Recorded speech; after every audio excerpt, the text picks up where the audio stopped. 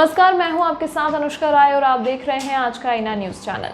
योगी सरकार 2 बनते ही योगी आदित्यनाथ ने सभी विभागों के मंत्रियों और अधिकारियों को आदेश दिया था कि प्रदेश के विकास के लिए 100 दिन के अंदर खाका तैयार कर प्रस्तुत करें। तभी से सरकार के सभी मंत्री और कर्मचारी एक्शन में दिखाई दे रहे हैं। योगी के आदेश के बाद विभागों की समीक्षा और 100 दिन के अंदर रूपरेखा बनाने की यह मुहिम जारी है। आदेश के बाद से ही विभाग के कर्मचारी और मंत्री सरकार की योजनाओं और उनके पूरा करने पर लगातार काम कर रहे हैं। वित्तीय व आर्थिक व्यवस्था के खाके को लेकर आज वित्त एवं संसदीय मंत्री सुरेश खन्ना ने भाजपा प्रदेश मुख्यालय पर पत्रकार वार्ता की और क्या कुछ है कहा है सरकार के एजेंडे में उसे विस्तार पूर्वक मीडिया के सामने प्रस्तुत किया। आज की इस प्रेस वार्ता में हम आप सभी प्रेस प्रतिनिधियों का स्वागत और अभिनंदन करते हैं। इन 5 वर्षों में उत्तर प्रदेश कहां पर खड़ा है वित्तीय प्रबंधन की स्थिति में, वित्तीय स्थिति में, इसकी एक झलक हम आपके समक्ष प्रस्तुत करेंगे। कोरोना के बावजूद उत्तर प्रदेश ने काफी बेहतर फाइनेंशियल मैनेजमेंट किया है और जो हमारी उपलब्धि है वो हम आपके सामने वर्णन करेंगे। जो सबसे पहले किसी भी सरकार का आकलन उसकी जीएसटीपी से आंका जाता है। जब हमारी सरकार आई थी उस समय वर्ष 16-17 में उत्तर प्रदेश की जीएसडीपी 12,47,000 करोड़ रुपया थी, 12.47 लाख करोड़ रुपए थी। वर्तमान में हमारी जीएसडीपी 17,49,469 लाख करोड़ रुपए पर पहुंची है। ये 5 वर्ष में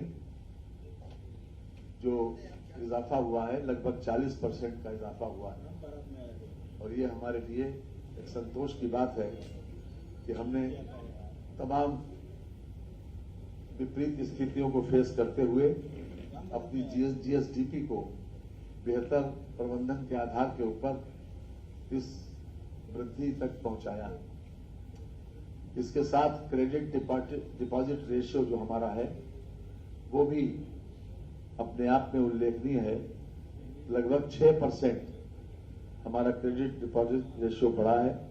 जब हमारी सरकार सत्ता में आई थी तब हमारा क्रेडिट डिपॉजिट रेशियो 46% था।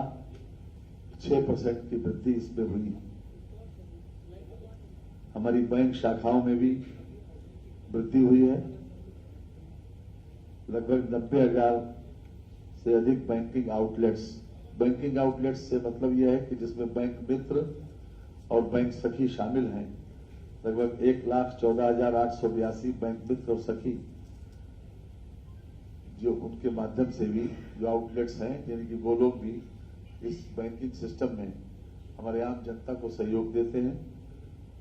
और वर्तमान में हमारे 19,056 बैंक हैं उत्तर प्रदेश में। इस प्रकार बैंकिंग व्यवस्था के तहत इस 1,14,000 और 19,056 को अगर जोड़ लें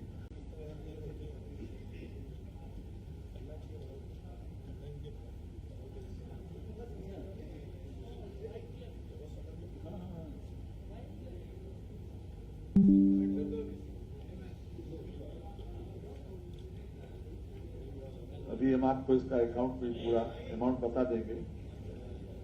ये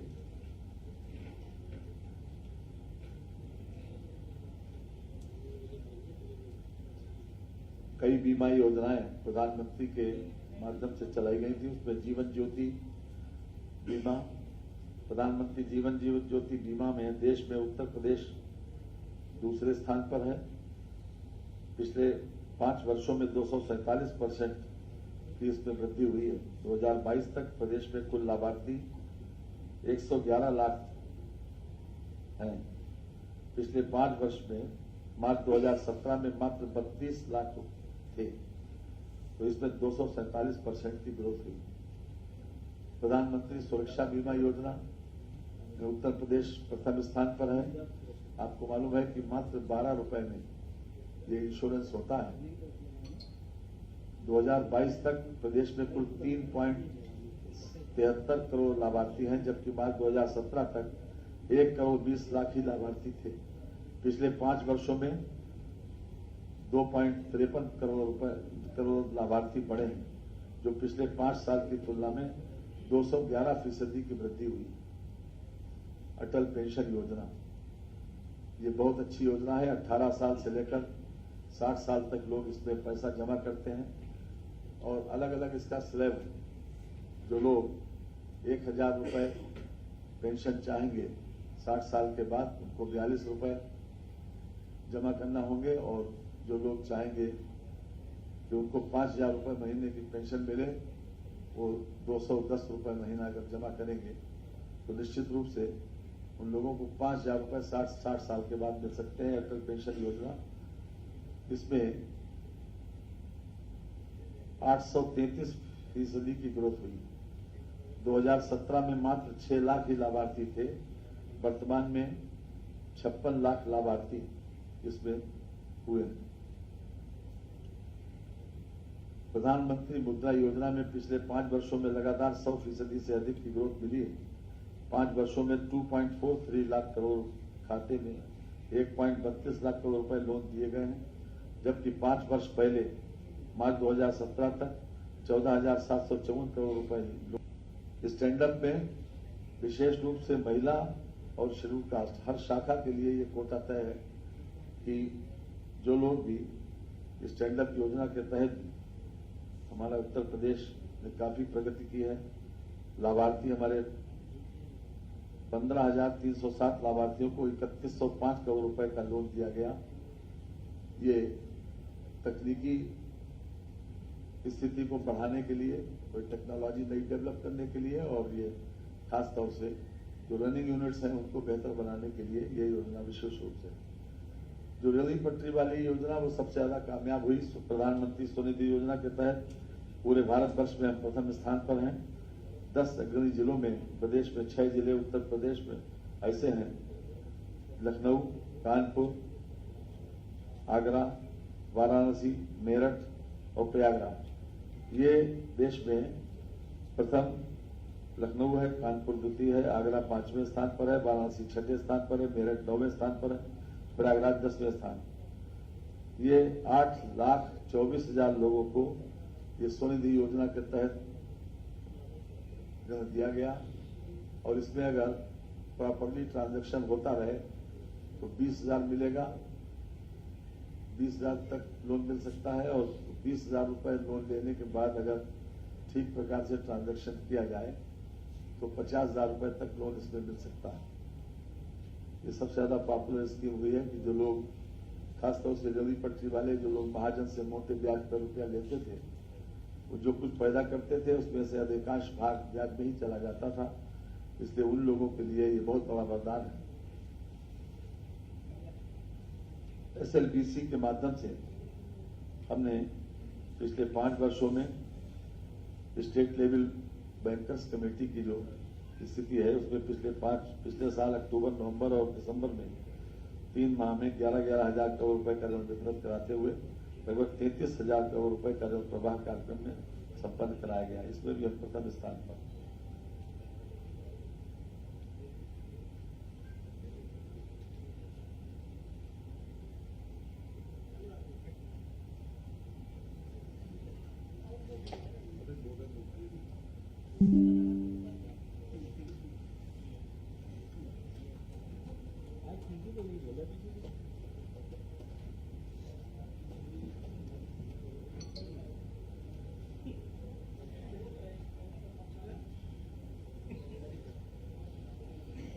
बैंकिंग आउटलेट्स है जो अपने आप में विशेष रूप से लोगों की सुविधा के लिए है। तो डिजिटल ट्रांजैक्शन जो है वो भी अपने आप में एक महत्वपूर्ण है कि हमने पिछले 5 वर्षों में डिजिटल इंडिया कार्यक्रम के तहत डिजिटल लेन देन को बढ़ाया है। वित्तीय वर्ष 21-22 में दिसंबर तक 268 करोड़ रुपए का डिजिटल ट्रांजैक्शन किया गया है। ये 17-18 में 122.84 करोड़ रुपए का डिजिटल ट्रांजैक्शन हुआ था, जो 20-21 में 391.02 करोड़ रुपए तक पहुंचा। जितना ज्यादा डिजिटल ट्रांजैक्शन होगा उतना ज्यादा पारदर्शिता होगी, और मैं समझता हूं कि वित्तीय मामलों में जितनी ज्यादा पारदर्शिता होगी उतने सभी लोग उसका अनुभव कर सकते हैं उसी परिस्थिति को। हमारा जो बजट साइज था वो भी पिछले 5 वर्षों में उसमें भी इजाफा हुआ है। पहला बजट हमारा 3,84,659.73 करोड़ रुपए का था और अंतिम 21-22 का जो हमारा बजट था वो 5,66,051.84 लाख करोड़ रुपए का था। इसमें भी महत्वपूर्ण वृद्धि हुई।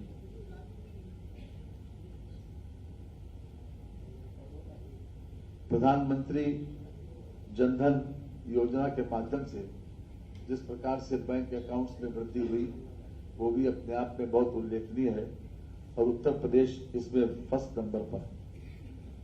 प्रधानमंत्री जनधन योजना में देश में उत्तर प्रदेश का स्थान प्रथम है।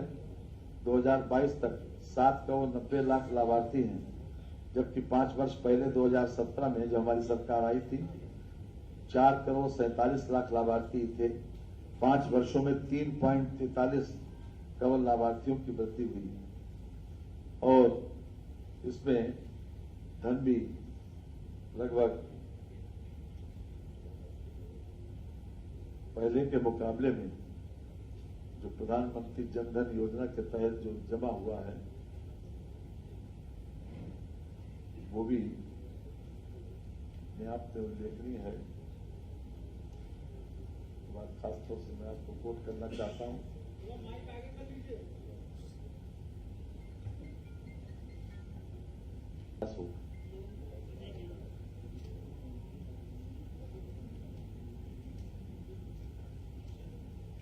6 महीने में 51,000 करोड़ रुपए का ऋण वितरण जारी किया जाएगा और 5 साल में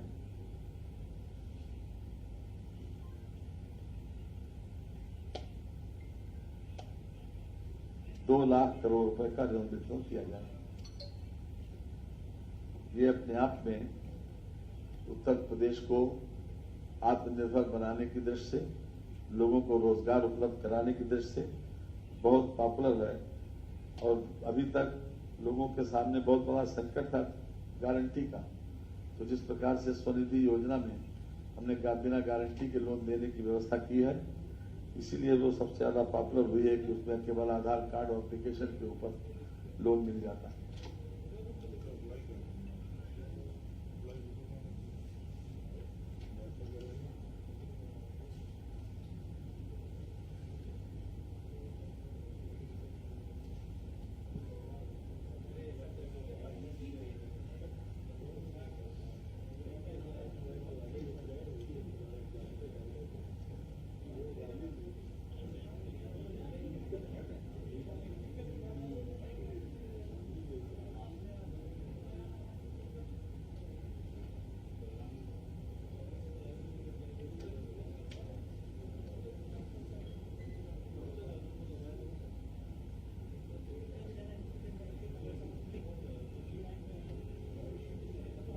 उत्तर प्रदेश में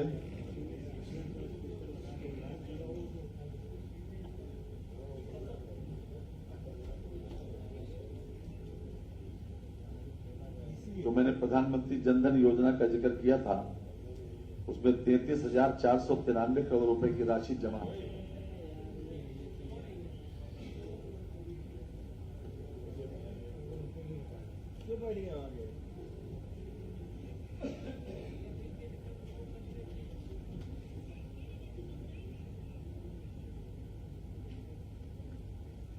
आगे बैंकिंग सुविधा बढ़ाने के लिए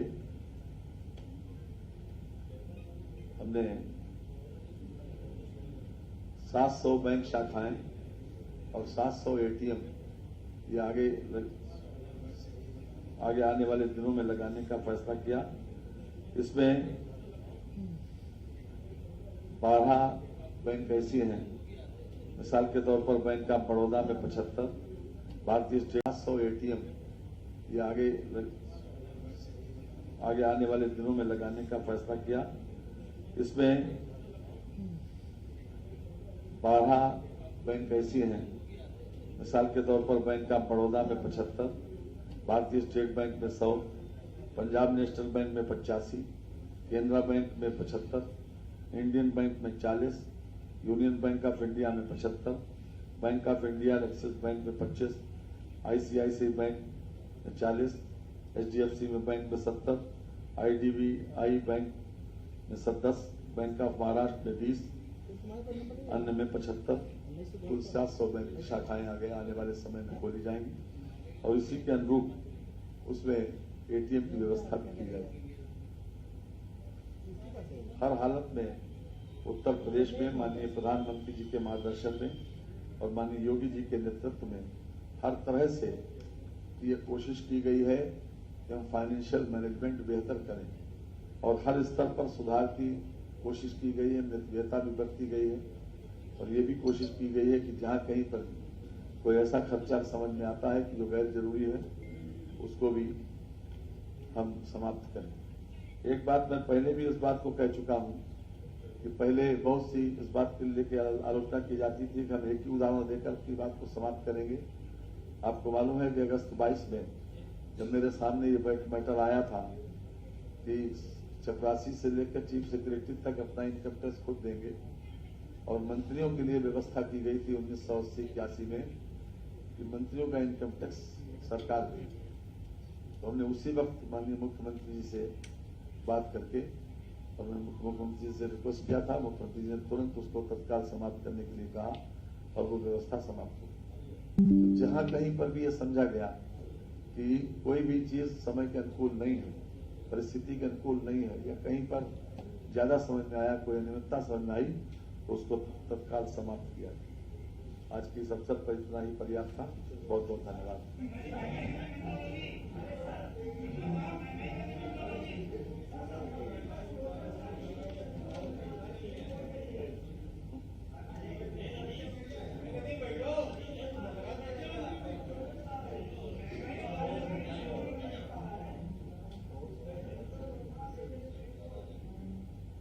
ऐसा है, अखबार में आज विश्व बैंक की रिपोर्ट छपी है, ये स्टैंडर्ड हम सब स्टैंडर्ड लाए हैं। आज में आप टाइम बेस इसमें टाइम लगाइए तो आपकी जानकारी बढ़ जाएगी और आप इधर उधर की बातों ज्यादा ध्यान रखिए।